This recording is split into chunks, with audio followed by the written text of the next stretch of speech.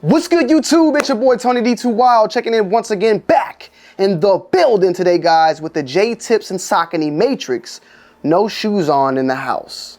Now, these have initially, I guess, a soft drop or soft shock drop during Complex Con of the No Shoes in the House by J-Tips. And these are actually releasing, though, fully to the public on December 6th. The retail price point is going to be $170, and this is the fourth collaboration with Saucony and J-Tips. And in my opinion, leading very close to one of my favorites of the collaborations between Saucony and J-Tips. No Shoes in the House.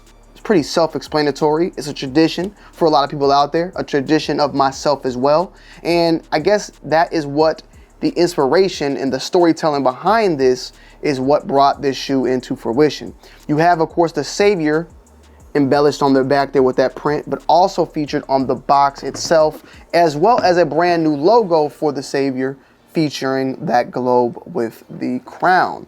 You have the Savior also featured here, and you have on the front of the box, made by J-Tips, Saucony.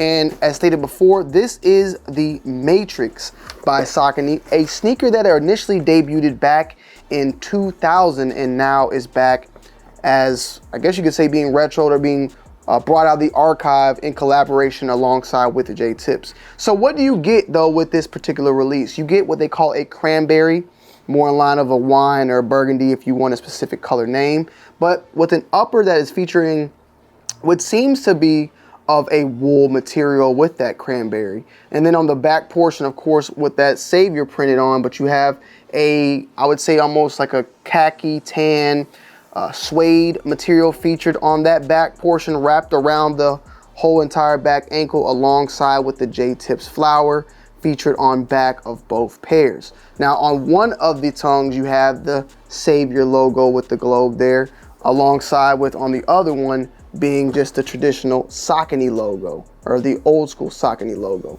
On the inside, you have one saying coming soon, and then on the other pair, which I just did not check, you have the J-Tips flowers alongside with a globe. And we'll throw up some pictures. I forgot to probably show that in the last video, but I'll make sure to throw some images of what is shown on the insoles there.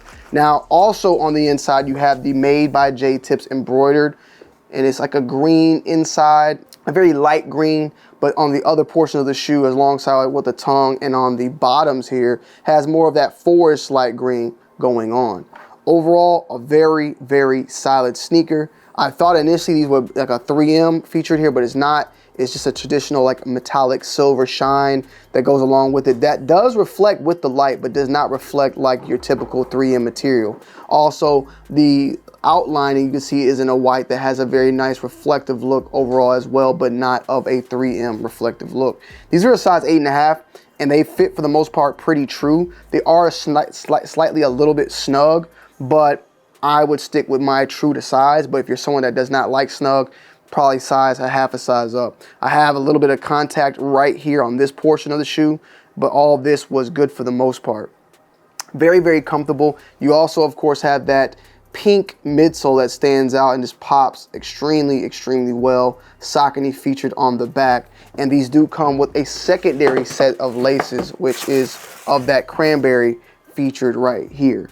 Not mad whatsoever. I like the tan. I keep the tan in, but I think they definitely should have added in this pink, man. I think that would have been extremely dope and had the shoe even pop even more. That's not to say that you can't go and get yourself some pink laces that match this pretty well and do it yourself.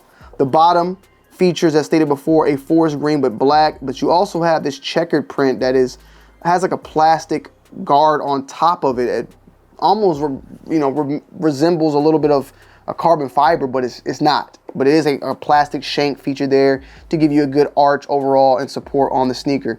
It stated Saucony TM, trademark of course, but XT600. Now, I don't know if that is the actual outsole itself or what is utilized on the midsole or part of the shank, but usually of course when you have those type of orthodite or XT600 or foam, it plays a lot into what the material and the technology featured in on this shoe. As I stated before though, this is my first time ever even seeing this matrix, but it is more so in line with the older Saucony models that I kind of came up off of. SD grids, Shadow 5000, Shadow 6000, Jazzes. It has that type of appeal, even though some of those are extremely old. This is, as stated before, a sneaker that originally launched back in 2000 and now is being brought back out. Saucony definitely has a lot of great OG models that they still have not even pulled out yet to this day. But this is a part of the Saucony Originals line, of course. Recently we had like the Omni 9 grids, which was a little bit more current, and that was the recent collaboration with J-Tips. But this one, we're bringing it back to 2000s, almost 25 years ago on this particular matrix. Now these did drop in a friends and family pair also, which was like a candy, cotton candy type of look, which is nice. But I will say I prefer this one for a fact. The shape, the size, the look is different. And I think honestly, the colors that were utilized here really helped this shoe out, because I feel like this is a nice model, but the colorway really does matter. I feel like if you can't just throw anything on this model and make it work. I think that the burgundy, or cranberry as it's called here, really helped this shoe out. And yeah, J-Tips' touch definitely add a little bit more to it as well. I think these would do phenomenal for the most part online. The Omnis did phenomenal for the most part online. There's some sizes that sat, specifically the more smaller sizes that you can search through the web. But they're pretty much gone completely now, like 100%. But I know for a fact, like Soulplay had like a size 4 or something on the Omnis for a minute now. It features also, wanted to say, a hexagon, almost like honeycomb material mesh on the tongue, which is also very breathable as well as very comfortable. But be on the lookout. Let me know you guys' thoughts and opinions down below in the comment section as always. And I love y'all for the constant support on this channel. And I'm gonna end you guys and girls off with an on-foot review. I'm out. Peace.